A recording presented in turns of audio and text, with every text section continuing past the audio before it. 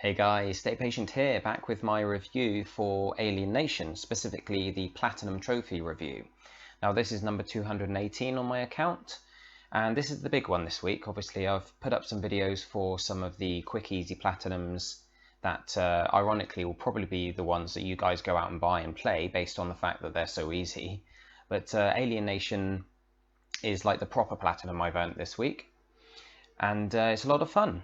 It's by Housemarque, of course, and they did Dead Nation, Super Stardust, Resogun, which was awesome on the PS4. And this time, although the game is kind of similar to Dead Nation, it's top-down, it's a twin-stick shooter. It's basically, some people would say it's Dead Nation with aliens instead of zombies. But there's more to it than that. For the first time, they've really introduced some proper RPG and looting elements. And I like to see it as almost like a top-down Destiny. Now, don't let that put you off if you're not into Destiny. I know a lot of people aren't, and to be honest, I'm not. I was very disappointed by the game, but that's a different story. You know, it's kind of followed suit in the sense that it's got the different tiers of rarity of weapons, like a lot of games have had for many years now. And you do a lot of looting, you do a lot of repeating missions to earn XP, and to find better gear, and also to find cores, which is like the upgrade materials you use to socket into your weapons. Now it's kind of trying to, I don't know, fill the best of both worlds. It's trying to satisfy two different groups of people, because the Housemarque games have always been very much about gameplay, about you know, kind of arcadey games that are just a lot of fun. You just dive in, you get straight into the action. They're fast-paced, exciting, and there's maybe not a huge amount of depth to them, but they're really well put together and they're a lot of fun to play. On the other side of things, you've got more thoughtful games, you know, RPGs, looters, strategy games, that kind of thing.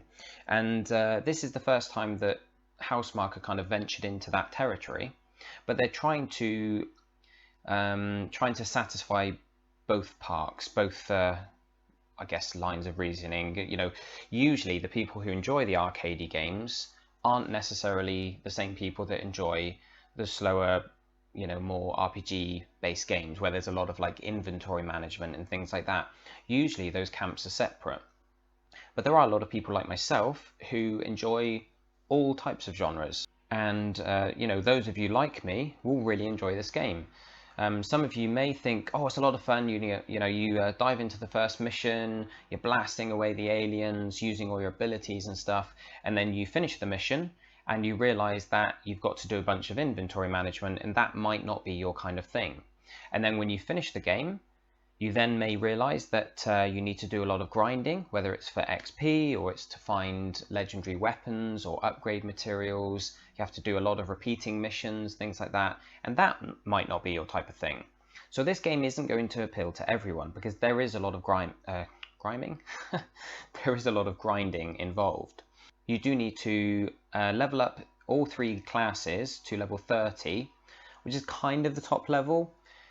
But you know, you do level beyond that. It changes from being sort of normal leveling to when you get up to level 30, you then start making your way through the hero levels, and they go all the way up to 300, I think, maybe even further. And you do need to get one character to hero level 100, and you need to level up the other two characters to level 30 at least, and you also need to play a hardcore character and get them to level 30. Now the hardcore mode is permadeath, but you can upload your save to the PlayStation Cloud, to your PS Plus, you know, and that protects you against, you know, if you do die, you don't lose all your progress. But it does mean there's quite a lot of XP to be earned across the three characters.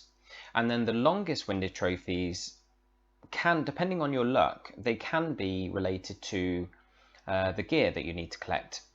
There's one trophy in particular that involves socketing 12 fully leveled cores into a legendary weapon. Now, leveling up the cores is bad enough because you know, you usually pick up level 1 or level 2 cores depending on your current multiplier.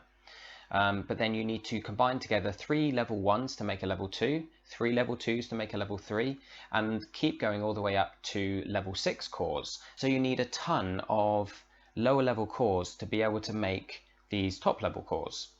And it takes a long time, obviously, but that's something that you just kind of naturally work on while you're doing all the rest of the content.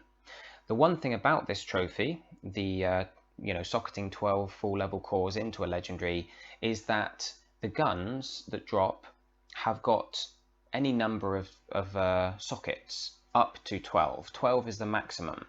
So you need to get really lucky to get a legendary, which is rare enough as it is, that also has 12 sockets. Now that didn't happen for me until I'd done all the other trophies, and the trophies do take a long time. The PlayStationTrophies.org prediction, estimation on the trophy guide for completion time is, I believe, 50 to 70 hours. So that's quite a long game. And across that time, I didn't come across a 12 slot legendary. It only took me, it took me until after I'd finished everything else, and I carried on playing for several hours, just farming, a high level mission, trying to find a legendary, and I eventually got one. But you could get lucky and get that early on. So it's one of those games whose time, the time to platinum is going to be potentially vastly different from one person to the next. But whatever the case may be, however lucky you get with that one trophy, it's still going to take you a while to earn the platinum. But the good news is that they are sort of constantly updating it. They're adding more free content. Now, it's not huge amounts of extra levels and things like that, but it's just new ways of playing the levels. For instance, higher difficulty levels for the story missions. And the story missions take place on, these maps, almost a little bit like Destiny again, where you get dropped into a different place on the same map. There are 5 or 6 different maps, obviously, in different areas of the world. But for a few missions, you'll be dropping into a different place. But the maps are pretty large. You do get to learn them. You do get to know your way around. But you will be tackling different areas of the map, different types of enemies and things like that. But they have added, these new, much higher levels, because things did get a bit easy by the end. Once you'd reached, high hero levels, you level up through the hero levels and you stop getting skill points to put into your abilities. But during those hero levels, you're gradually increasing your HP, so your health, your survivability, and things got a bit too easy, really. But having these extra layers of difficulty kind of makes the map look different as well. They've done this cool sort of feature where they've created different versions of the same map, where things are either a different time of day or there's different colors going on, just different general themes. And it does kind of it just freshens things up, because it could get a bit tedious if you're redoing the same things over and over again. So they're pretty good with that. They've added a season pass, and a lot of the trophy updates, a lot of the DLC packs that have trophies, I believe are free, which is pretty cool. But you can buy the season pass, which is only a few pounds. I think it was £6 when I bought it, about the same price as the Resogun season pass, which is, I think a lot of other developers should learn from Housemarque, not just charge like £25 for DLC and not give us hardly anything, They're pretty good. They charge a few quid, they give you bits and pieces that, it's up to you whether it's worth it. But I think it is, just for the few pounds they charge. And, it's one of those trophy sets that it's not difficult. It's an easy trophy set. It's probably like a 3 out of 10 I'd give it for difficulty, but it is long-winded. And so the main difficulty could possibly be your willingness to stick with it for that long. But if you enjoy the Housemarque games and you enjoy games with a little bit more depth, there's not a huge amount of depth. This isn't sort of Diablo or anything like that, but they have added new layers of mechanics and gameplay and features within the game, more things to think about. I quite enjoy sort of inventory management and optimization, and trying to build up a collection of gear and weapons that are as good as I can get them.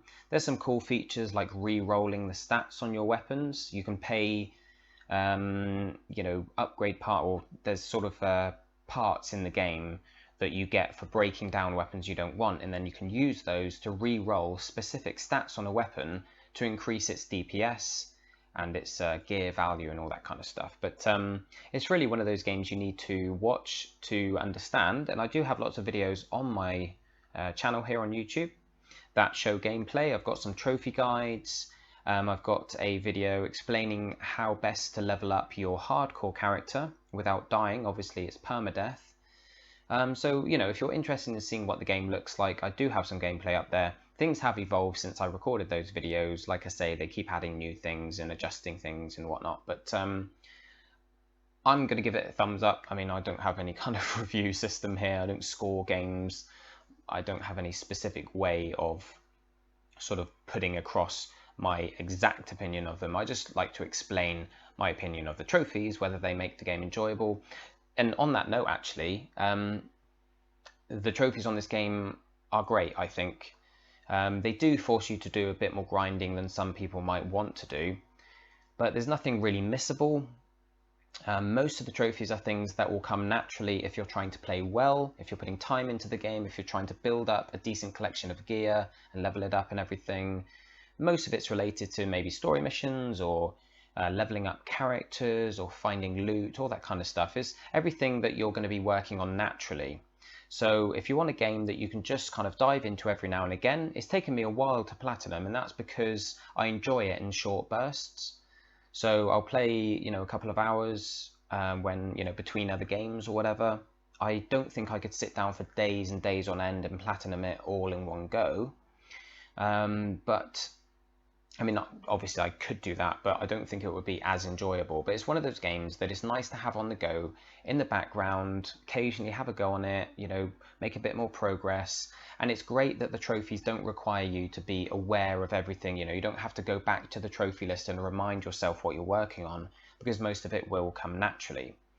So that's the worst thing. With some games like XCOM or something, you'll play it a bit and then you'll give it a break or give it a rest, and then when you come back, you've forgotten what you're working on, you've forgotten where you are with you know, some of the mechanics and features of the game, and there's so much to think about, and there's so many trophies that need you to do specific things that you kind of can't take a break from games like XCOM.